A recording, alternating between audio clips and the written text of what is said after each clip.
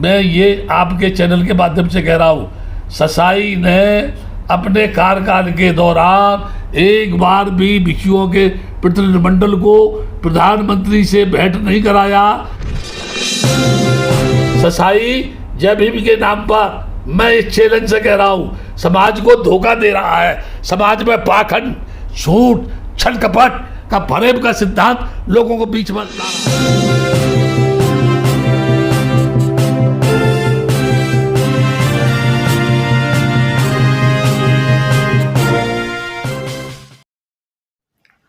साथियों, कल ET news ने महाबोधि महाविहार मुक्ति आंदोलन के राष्ट्रीय अध्यक्ष भदंत आनंद महाथेरो जी का साक्षात्कार लिया था, जिसमें उन्होंने महाबोधि मुक्ति आंदोलन की कब शुरुआत हुई, कैसे हुई, महाबोधि विहार की अमूल्य बुद्ध मूर्तियाँ तथा ऐतिहासिक दस्तावेज किस तरह से गायब किए गए, बीटी एक्ट का क्या स्वरूप है। इतना ही नहीं है, बल्कि महाबोधि महाविहार मुक्त कराने के लिए लोग किस तरह अलग अलग झंडे लेकर अपनी झोलियां भर रहे हैं। आज के साक्षात्कार में एक नई जानकारी जुड़ी है कि आर्य नागार्जुन सुरेश ससाई आंदोलन के साथ किस तरह से धोखा दे रहे हैं, फरेब कर रहे हैं। और इतना ही नहीं, भदंत आनंद जी ने उनको पाखंडी भी कहा है। तो चलिए सुनते हैं भदंत आनंद महाथेरो जी की जुबानी। आज के तारीख में अलग अलग संगठन को लेकर ये आंदोलन चल रहा है, तो ऐसे में अगर ये महाबोधि महाविहार बौद्धों को मिल भी जाता है तो ये अलग अलग संगठन वाले इस प्रमुख पद के लिए क्या आपस में लड़ाई झगड़े नहीं करेंगे? ये तो अभी से निश्चित है।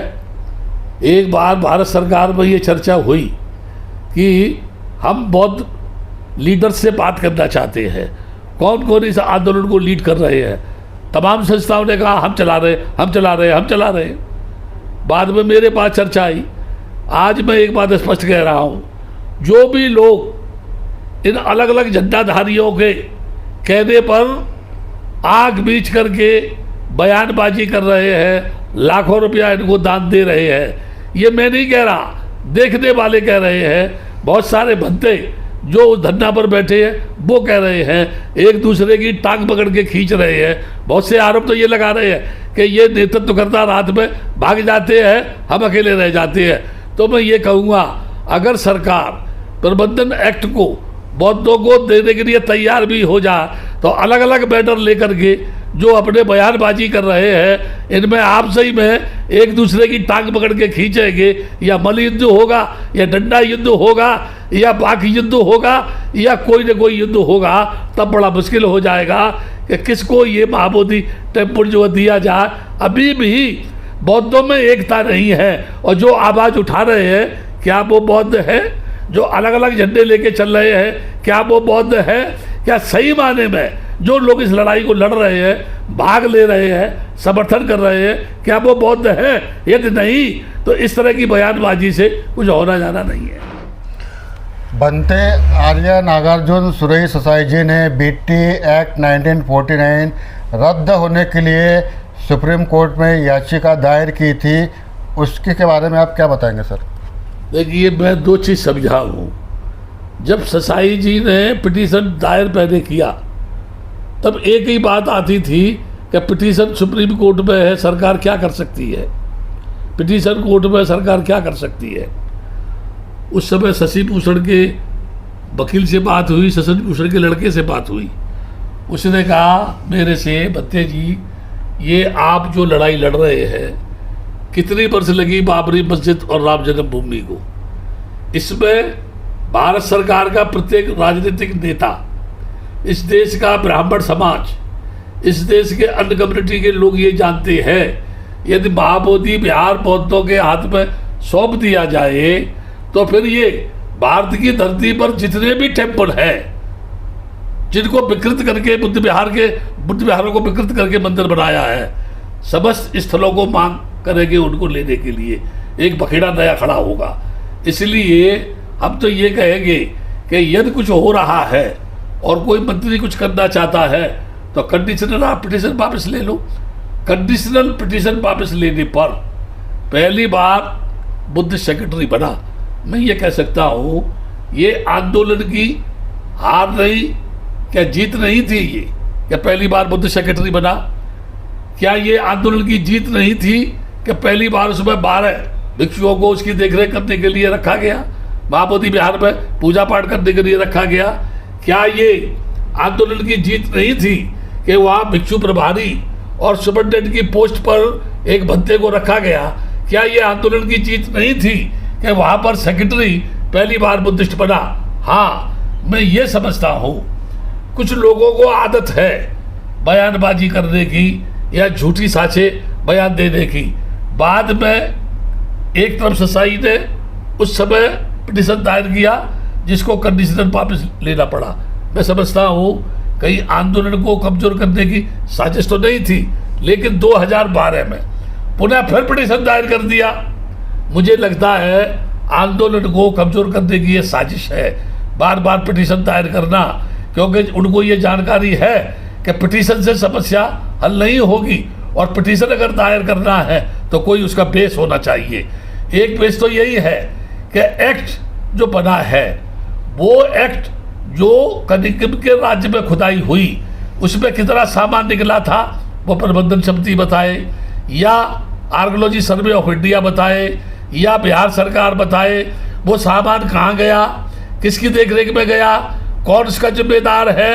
तो हम ये कह सकते हैं कि धीरे धीरे हमारी बौद्ध संस्कृति का, हमारे बुद्धिस्ट मॉन्यूमेंट का, हमारे बुद्ध की प्रतिमाओं का हरासमेंट हो रहा है, गायब हो रही है, मैनेजमेंट ठीक से देखरेख नहीं कर पा रहा है। एक पॉइंट तो ये बनता है। दूसरा पॉइंट ये बनता है कि हम जब संविधान हमको समानता का हक देता है तो हम बौद्धों के साथ अन्याय क्यों है?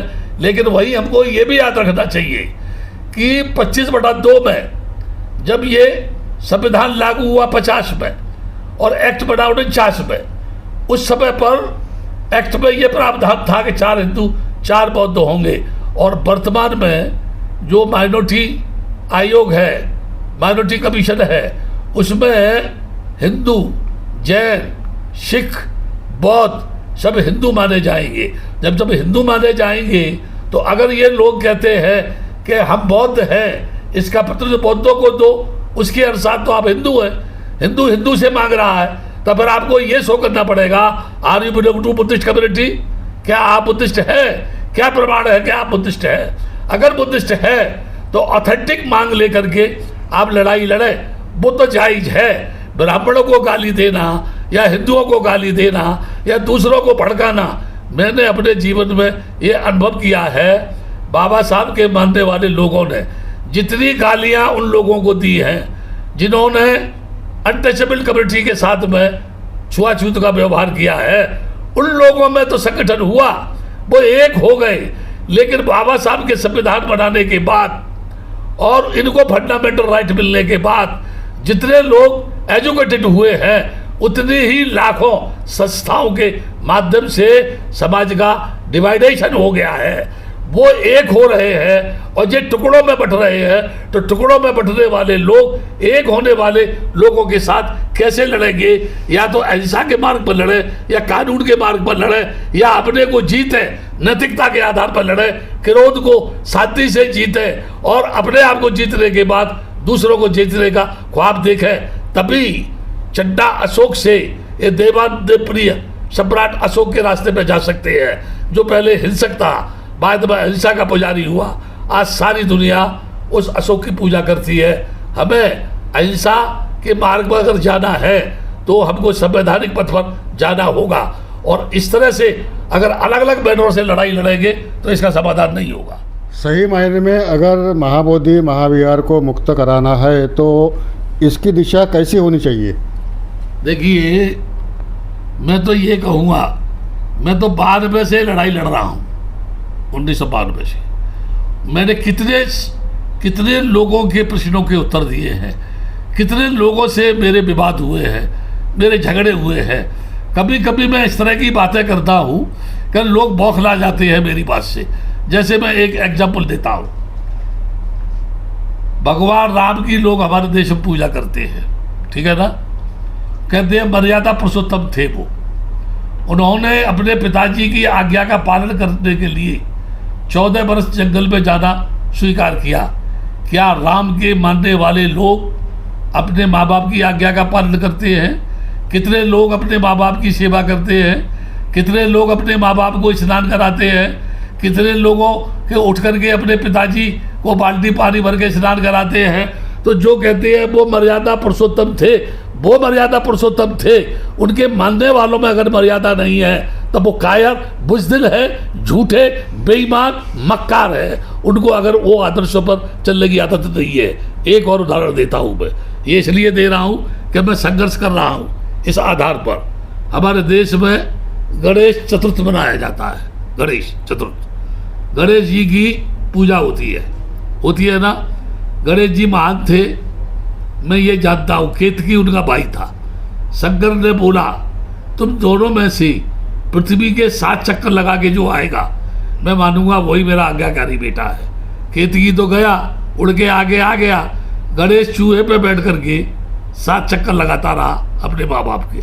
उन्होंने पूछा अरे तू नहीं गया? तो बोले माँ बाप से बड़ा ब्रह्मांड कहाँ है? आप दोनों बैठे हैं, मेरे लिए यही ब्रह्मांड है, इसलिए मैंने 7 चक्कर यही लगाए। ठीक है, मैं ये मानता हूँ गणेश जी बहुत महान थे। ठीक है, आप लाखों रुपया खर्च करके गणेश जी की मूर्तियां बनवाते हैं, पूजा करते हैं। मैं ये नहीं कह रहा पूजा क्यों करते हैं, अब रात दिन पूजा करें, चूहे की पूजा करें, गधे की पूजा करें, घोड़े की पूजा करें, पत्थर की पूजा करें, नदियों की पूजा करें, हवा की पूजा करें, सूरज की करें, चांद तारों की करें, मुझे कोई आपत्ति नहीं है। लेकिन मैं एक बात कह रहा हूँ, जिस गणेश जी के ऊपर लाखों रुपए की मूर्तियां खरीद करके हम कुछ दिन तक पूजा करते हैं, उन्हीं गणेश जी को ले जा करके बेरहमी के साथ पानी में जाके फेंक देते हैं। क्या ये पूजा करने वाले लोग सही माने में गणेश जी के पुजारी माने जाएंगे? यानी आप अपने माँ बाप को सुबह शाम पूजा करो और 2 दिन के बाद उठा के टांग पकड़ के उनको फेंक दो पानी में जाके, ये कौन सी पूजा है? इसलिए मैं सैद्धांतिक तौर पर जो लोग आडंबरी ढोंग की पूजा करते हैं मैं उनका विरोध करता हूँ। इसलिए बुद्ध ने कहा अथ दीपो भप, अपना दीपक बनो। आप अपने को समझ नहीं पाए, आप कब पैदा हुए, क्यों पैदा हुए, आपके अंदर क्या है, आपका किससे संबंध है, कौन दुनिया बनाने वाला है। माँ बाप नहीं होते तो क्या आप पैदा हो जाते? बगैर माँ बाप के आपको मालूम था कि चांद सितारे क्या है, वेद क्या, पुराण क्या है, राम क्या, कृष्ण क्या है, सीता क्या, गणेश क्या है, ब्रह्मा क्या, शंकर क्या, विष्णु क्या है? मैं समझता हूँ सबसे बड़ा देवता, सबसे बड़ा सृष्टि का मालिक माँ बाप है। इसलिए लोगों को माँ बाप की पूजा न करने के बजाय अलग अलग पूजा कर रहे हैं, ये ढोंग है। इसलिए बुद्ध ने कहा था कि आप अपना दीपक आप बनो, अपने आप को पहचानो। आपके कर्म से आप दुखी है और आपके कर्म से आप सुखी है। मैंने ये संघर्ष किया और जब से आज तक मैं संघर्ष करता चला आ रहा हूँ और अकेला ही निर्भीक होकर के मैं घूमता हूँ, क्योंकि मैं जानता हूँ सत्य की हमेशा जीत होती है। बेशक एक आदमी अकेला हो, लेकिन उसकी करनी और कथनी एक हो, जिस पर लोगों को विश्वास हो, वो निश्चित तौर से सफल हो। बनते नागार्जुन आर्य सुरेश असाई ने सुप्रीम कोर्ट में बीटी एक्ट 1949 रद्द करने के लिए याचिका दायर तो की, लेकिन उनको गवर्नमेंट ने एक पद देकर अल्पसंख्यक आयोग का उनको मेंबर बनाकर ये आंदोलन तोड़ने की साजिश हो रही है, ऐसे भी चर्चा चल रही है। देखिए, मैं एक बात बताता हूँ। अभी कुछ समय पहले प्रधानमंत्री नरेंद्र मोदी का दीक्षा भूमि में आगमन हुआ। लोगों ने देखा होगा सोशल मीडिया पर कि वो गबई को एक हाथ से पकड़ के खींच रहे हैं जो सेक्रेटरी है, और उसे हटा करके पीछे हाथ लगा के प्रधानमंत्री के पीछे पीछे जा रहे हैं। मैं एक बात बता दूं आपको, 95 से पहले जब ससाई ने पिटीशन दायर किया तो उनका मकसद था कि पिटीशन दायर करने से समस्या हल होगी। मैंने उस समय उनसे कहा था पिटीशन से समस्या हल नहीं होगी, आपको पिटीशन वापस लेना होगा, लेकिन वो नहीं इससे होगा। मैं समझता हूँ आंदोलन तोड़ने की उनकी एक साजिश थी। बाद में 2012 में जब उन्होंने पिटीशन दायर किया, अब भी मैं कह सकता हूँ ये आंदोलन तोड़ने की साजिश है, इसके साथ जब उनको माइनॉरिटी में मेंबर बनाया उस समय हम लोगों ने दलाई लामा के जो लामा लोग हैं जूते चप्पल पहन के मंदिर परिसर में जाते थे, तो मैंने ये कहा था, मेरा वो यानी वो कहना था कि Dalai Lama must say to their followers they don't enter in Mahabodhi temple inside with their shoes and chappal. तो वहाँ का प्रशासन ने उनको विश्वास में नहीं लिया, यानी दलाई लामा को कॉन्फिडेंस में नहीं लिया, बल्कि भद्दे लोगों पर दबाव डाल के उनको जेल भेज दिया। उस समय पर भद्दे ससाई को कुछ समय के बाद माइनॉरिटी का मेंबर बना दिया। मैं ये आपके चैनल के माध्यम से कह रहा हूँ, ससाई ने अपने कार्यकाल के दौरान एक बार भी भिक्षुओं के प्रतिनिधिमंडल को प्रधानमंत्री से भेंट नहीं कराया। कभी भी भिक्षुओं को लेकर के उन्होंने प्रधानमंत्री से ये मांग नहीं की कि बुद्धगया महाबोधि विहार बौद्धों को सौंपा जा। ससाई आज भी वो सरकार में कोई पद पाने के लिए यहाँ से उसमें सम्मान की वो होती है, सम्मान जो होता है ना, क्या क्या उसमें जो मिलता है उनको, जो है पद्म भूषण मिलता है, पद्मश्री मिलता है। हो सकता है कोई पद प्राप्त करना चाहे ताकि जापान के लोगों से कहे, देखो मैंने भारत सरकार में आकर लोगों के बीच में जय भीम की बात करके कहाँ से जमीन से उठा, दीक्षा भूमि का अध्यक्ष बना, बुद्ध के आंदोलन के माध्यम से मैं माइनॉरिटी का मेंबर बना, अभी मुझको ये पद मिल गया। ससाई जय भीम के नाम पर मैं इस चैलेंज से कह रहा हूँ, समाज को धोखा दे रहा है। समाज में पाखंड, झूठ, छल कपट का फरेब का सिद्धांत लोगों को बीच में ला रहा है। पानी पड़ के देना, सिर पर ढपली बजाना, बुखार के लिए पानी पड़ के देना, नाना प्रकार की पूजा का आडंबर करना, जिस ढोंग से, जिस अंधविश्वास से, जिस रूढ़वादी परंपरा से डॉक्टर अंबेडकर ने इस समाज को मुक्त किया, ससाई उसी अंधकार में इन लोगों को ले जाने का काम कर रहा है। मैं कह सकता हूँ ससाई का हर कदम इस समाज की एकता को टुकड़ों में बांटने का है और अपने स्वार्थ को सिद्ध करने का है। बंते जी, आप विगत 35 सालों से आंदोलन के लिए संघर्ष कर रहे हैं, फिर भी आपके ऊपर ये आरोप लगाया जा रहा है कि आप आंदोलन छोड़ के भाग गए। देखिए, मैं आपको भी अभी मुख्यमंत्री को दिया हुआ मेमोरेंडम दे सकता हूँ, अभी मेरे पास है वो मोबाइल में, मैं आपको ट्रांसफ़र कर दूंगा। उसमें बिहार सरकार के संयुक्त सचिव का लेटर है कि 3 पिटीशन है।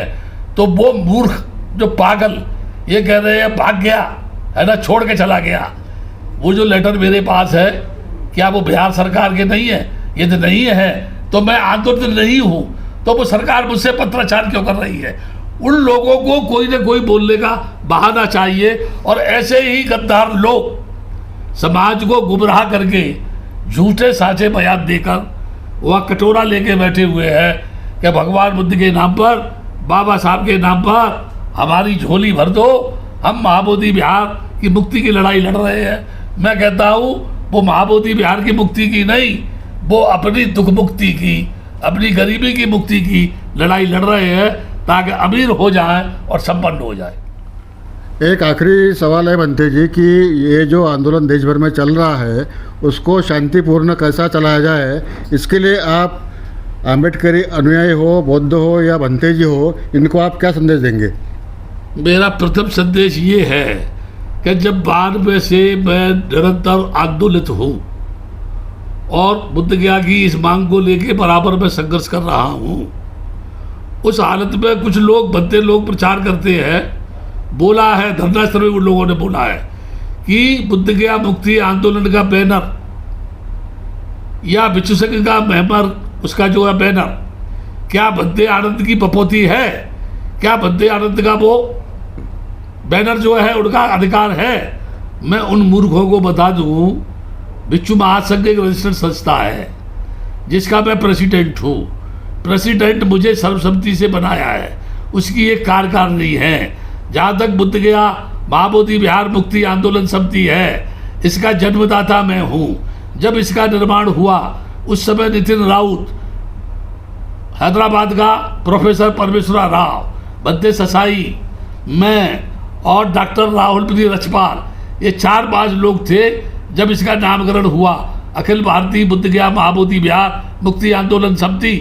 जब मैं उसका प्रेसिडेंट हूँ 2000 से लेकर के 2003 से पूर्व 2 तक मैं उसका मुख्य राष्ट्रीय महासचिव था।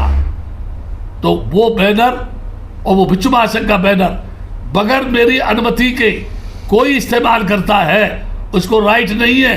यदि वो कानून की भाषा को जानना चाहते हैं तो मैं वो भी सिखा सकता हूँ, लेकिन मैं चाहता नहीं।